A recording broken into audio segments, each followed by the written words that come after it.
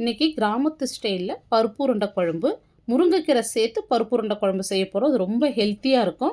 இதை செய்யறதுக்கு மெஷரிங் கப்பில் அரை கப் கடலைப்பருப்பு, அரை கப் துவரம் பருப்பு ஒரு 2 மணி நேரம் ஊற வச்சுட்டு தண்ணி வடித்து எடுத்து வச்சுருக்கேன். இப்போ இது கூடவே மிளகாய், பூண்டு, சோம்பு சேர்த்துட்டு கொஞ்சமாக தண்ணி விட்டு குறையில தேவையான அளவு உப்பு, பொடியை கட் பண்ண வெங்காயம் சேர்த்துருங்க. இப்போ வாசனைக்கு பச்சை மிளகாய், பொடியை நறுக்கின கருவேப்பிலை. இப்போ ஒரு கப் அளவு முருங்கைக்கீரை சேர்த்துட்டு நல்லா பிசைந்து விட்டுங்க. இந்த மாதிரி நல்லா பிசைந்து விட்ட பிறகு தேவையான சைஸில் உருண்டை பிடிச்சி எடுத்துங்க.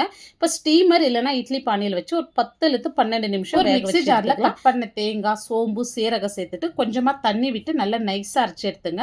இப்போ ஒரு பேனில் தேவையான அளவு எண்ணெய், கடுகு, வெந்தயம் சேர்த்துருங்க. இப்போ இதிலே காஞ்ச மிளகாய், கொஞ்சமாக கருவேப்பிலை சேர்த்துட்டு இடித்த பூண்டு சேர்த்துருங்க. ஒரு 1/4 ஸ்பூன் பெருங்காயம் சேர்த்துட்டு நல்லா வதக்கி விடுங்க. பூண்டு கலர் லைட்டாக மாறி வந்ததும் கட் பண்ண வெங்காயம், 2 பச்சை மிளகாய் சேர்த்துட்டு நல்லா வதக்கி விட்ட பிறகு பொடியை கட் பண்ண தக்காளி, தேவையான அளவு உப்பு சேர்த்துட்டு நல்லா வதக்கி விடுங்க. இது ஓரளவுக்கு நல்லா வதங்கி வந்ததும் இதோடு சில்லி பவுடர், தனியாத்தூள், மஞ்சள் தூள் சேர்த்துட்டு இந்த ஆயிலே நல்லா வதக்கி விடுங்க.